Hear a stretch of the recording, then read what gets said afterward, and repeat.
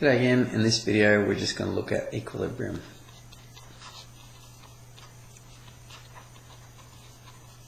Okay. So equilibrium means that there's no acceleration and there's no resultant force. In other words, the resultant force is equal to zero, or A is equal to zero, all of the above.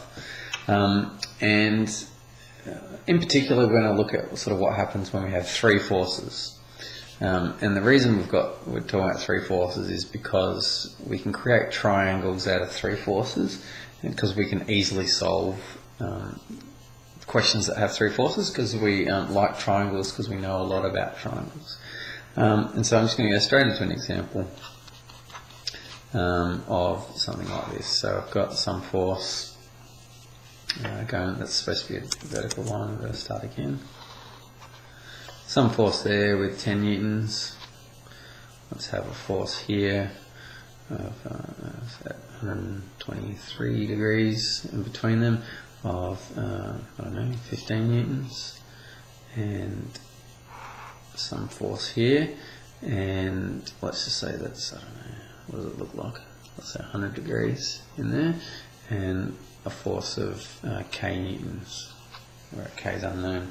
So if we're looking to find out if this system is in equilibrium, so if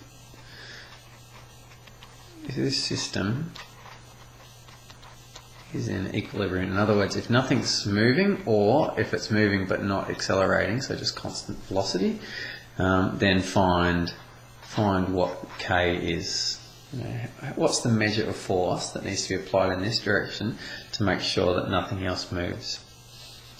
Now, there's a couple of ways to do this, but I'll show you the sort of the first way, and that's to change this into some sort of triangle. So remember, when we add three forces together, we're going to add this force plus this force plus this force. Because they're in equilibrium, that means your resultant force is zero. That means if we add the three vectors, it will be a triangle, and I'll show you what I mean. So we have our 10 Newton force there. 10 Newton force there. Now, if we add our 15 Newton to the end of that one, then we'll get some force there of 15 Newtons. Also, if we've got this K force there, we'll get the force there of K. Okay, so that's how many newtons. And so we can put them into a triangle, which is really, really helpful because we love triangles. Now, just a quick trick, I could show you this, but it's actually something you can figure out quite easily for yourself. But if the angle between the 10 Newton force and the 15 Newton force is 123 degrees in this diagram, when it moves into the triangle, it's actually 180 minus that angle inside the triangle. Okay, so from here, that angle when it goes into there will be 180 minus 123. So between the 10 Newton force and the 15 Newton force, so look in here, between the 10 Newton force and the 15 Newton force, the angle in here will be 180 minus 123. So that's 57 in there. Beauty, the angle between 15 and k, so between 15 and k, so this angle in here will be 180 minus 100, so that's 80 degrees in there. And if we want it, we could figure out what this one here is, okay? So we don't actually need it, but you could figure out what that one is, no problems.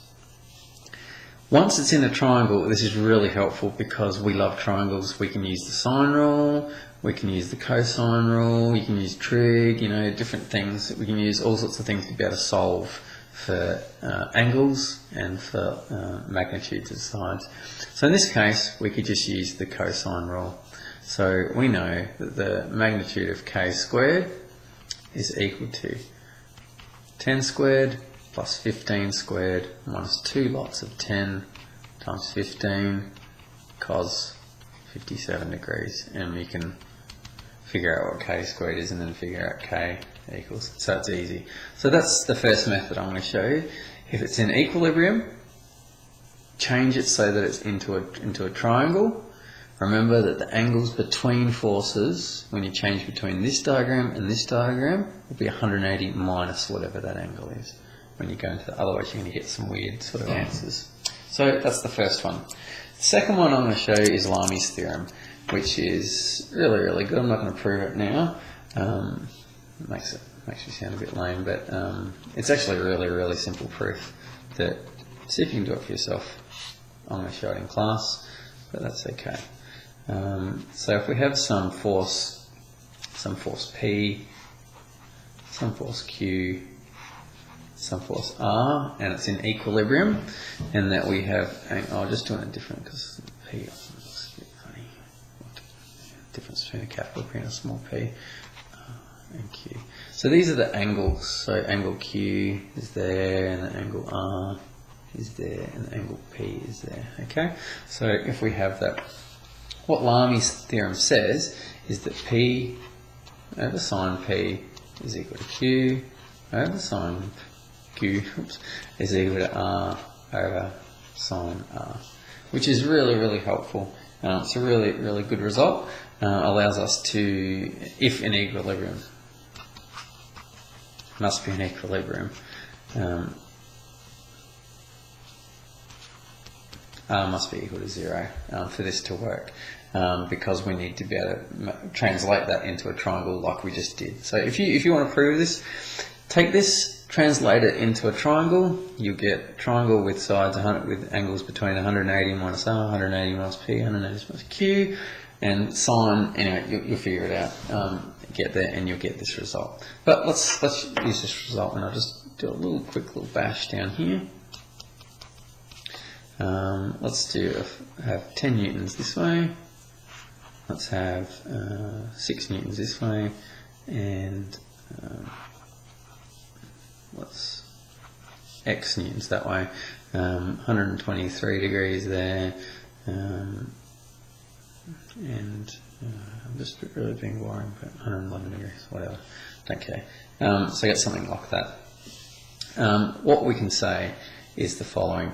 We know that x over sine 123 is equal to 6, well, let me write them all down and then you can just see what I mean. So x over sine 123 is equal to 6 over sine of whatever the heck that is, could figure it out, equals 10 over sine 111 degrees. Okay, and so we look at that and we go, well, x is what we want to know. Don't know this, could figure it out if you really wanted to, but we know all these things. And so we can use Lami's theorem really quickly to say x is equal to 10 sine 123 over sine 111. And so bang, there's your answer. Chuck it in your calculator, job done. So Lami's theorem, really good theorem. All it's doing is exactly what we did in the first example to use that. But that's it. Thank you. That's equilibrium.